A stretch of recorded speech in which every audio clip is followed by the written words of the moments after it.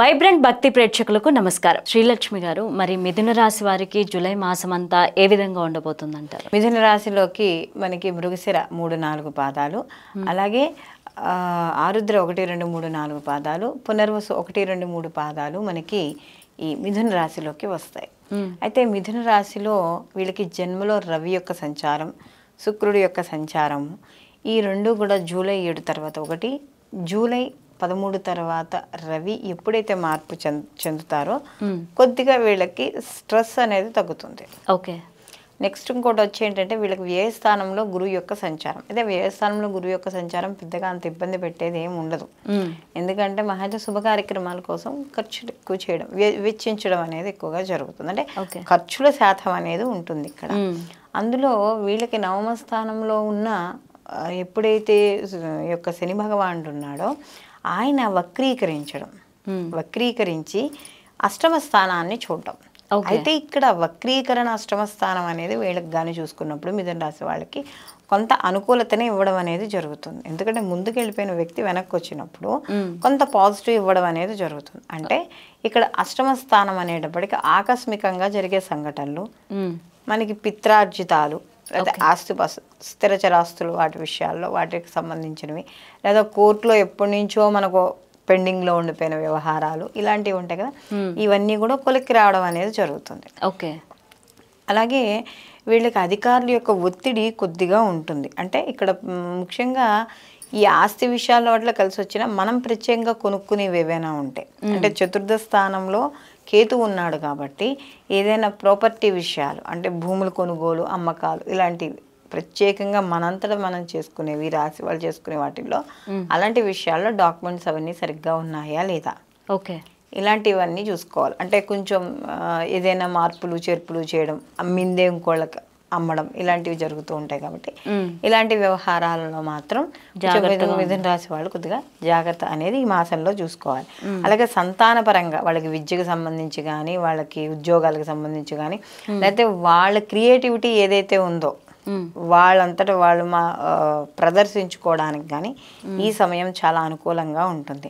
అలాగే వాళ్ళ యొక్క ఎదుగుదల అనేది ఈ యొక్క తల్లిదండ్రులకి, అంటే ఈ మిథున రాశిలో ఉన్న వాళ్ళకి చాలా ఆనందాన్ని కలిగించడం, అలాగే ఆర్థిక విషయాలు ఇవన్నీ పరంగా చూసుకున్నప్పుడు ఖర్చులు ఉన్న ఆదాయం కూడా అలాగే ఉండడం అనేది జరుగుతుంది. ఎందుకంటే శుక్రుడి యొక్క మార్పు, ద్వితీయంలో ఒక మార్పు, ఇవన్నీ కూడా ఎదరవాళ్ళకి ప్రీతికరంగా మాట్లాడడం, ఓకే, అంటే ఎదరవాళ్ళని ఏదో రకంగా వాళ్ళ వైపు తిప్పుని వాళ్ళు పని చేయించుకోవడం, ఇలాంటివన్నీ కూడా ఈ యొక్క మిథున రాశి వాళ్ళకి ఈ మాసంలో ఎక్కువగా కలిసి వచ్చే కాలంగా చెప్పవచ్చు. అలాగే విదేశీయానం, ధనయోగం ఇలాంటివి కూడా కలుగుతాయి. అలాగే చిన్న చిన్న ఇక్కడ మెయిన్ పాయింట్ ఏంటంటే ఇక్కడ మిథున రాశి వాళ్ళకి కానీ చూసుకున్నప్పుడు సప్తమాధిపతి, అంటే ఇక్కడ మిథున రాశి వాళ్ళకి సప్తమాధిపతి అయిన గురువు వ్యయస్థానంలో ఉన్నాడు కాబట్టి ఖర్చులు, ఎలాంటి ఖర్చులు అంటే భాగస్వామి వ్యాపారాల్లో ఎక్కువగా పెట్టుబడులు పెట్టడం, లేదా దానికోసమే ఎక్కువ ఖర్చు పెట్టడం, 2 సమాజపరంగా ఖర్చు పెట్టడం, 3 భార్య లేక భర్త, అంటే ఇప్పుడు భర్తకి బాగాలేదనుకో భర్త పరంగా ఖర్చులు ఎక్కువ పెట్టడం, భార్యకి బాగాలేదనుకో భార్య పరంగా కాస్త ఖర్చులు అధికంగా అవడం. అది ఏ రకంగానైనా కావచ్చు. ఇప్పుడు ఒంట్లో బాగాలేదు, వాళ్ళకి సంబంధించిన సర్వెంట్స్ కనో దానికనో ఖర్చు పెట్టడం డబ్బులు, లేకపోతే హాస్పిటలైజేషన్, లేదా వాళ్ళ కంఫర్ట్ కోసం ఇంట్లో వస్తువులు కొనుక్కోవడం, ఇలా ఏ రకంగానైనా సరే ఇక్కడ ఖర్చులు అధికంగా ఉండడం అనేది ఉంటుంది. ఖర్చులు అధికంగా ఉన్నా ఏం చేసినా కూడా వీళ్ళకి దానికి తగ్గట్టుగా ఆదాయం ఉంటుంది.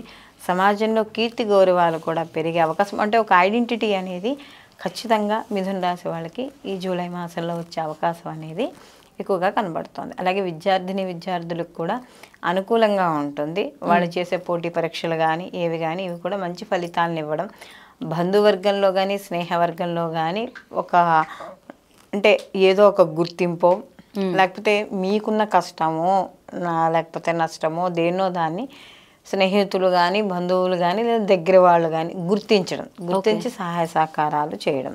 కాబట్టి ఇలాంటివన్నీ కూడా మిథున రాశి వాళ్ళకి ఈ మాసంలో జరిగే అవకాశం అనేది ఎక్కువగా కనబడుతుంది. ఆరోగ్య విషయాల్లో సామాన్యంగా ఉంటుంది వీళ్ళకి. అలాగే ఎవరైతే రాజకీయ పరంగా ఎవరైతే ఉన్నారో వాళ్ళందరికీ కూడా కొంత సామాన్యంగా అప్ అండ్ డౌన్స్ కింద ఉండడం అనేది జరుగుతుందమ్మా. వీళ్ళు ఈ మాసం అంతా కూడా వీళ్ళు ప్రతిరోజు కూడా విష్ణు సహస్రనామం పారాయణ చేసుకుంటూ ఉండడం, దీంతో పాటుగా వీళ్ళు గోవుకి ముఖ్యంగా ఈ యొక్క శనగలు, నానబెట్టిన శనగలు ప్రతి గురువారం చేయడము. అలాగే ఇంకొక విషయం ఏంటంటే, జన్మలో రవి, ద్వితీయంలో రవి కూడా వీళ్ళకి మారుతూ ఉంటారు కాబట్టి కాస్త కొంచెం గవర్నమెంట్ సర్వెంట్స్ ఎవరైతే ఉన్నారో వాళ్ళకి కొంచెం ప్రెషర్ ఎక్కువ ఉంటుంది కాబట్టి గోధుమలు ఉంటాయి కదా, నానబెట్టిన గోధుమలు 750 గ్రాములు గోధుమలు అంటే 3/4 కిలో గోధుమలు, గోధుమలు నానబెట్టి గోవుకు పెట్టడం కానీ లేదా ఎవరికైనా దానం చేయడం కానీ ఈ 4 వారాలు ఆదివారాలు చేయడం ద్వారా వీళ్ళకి కాస్త ఈ మాసంలో అనుకూలమైన ఫలితాలు గోచరించడం అనేది జరుగుతుంది. ఓకే.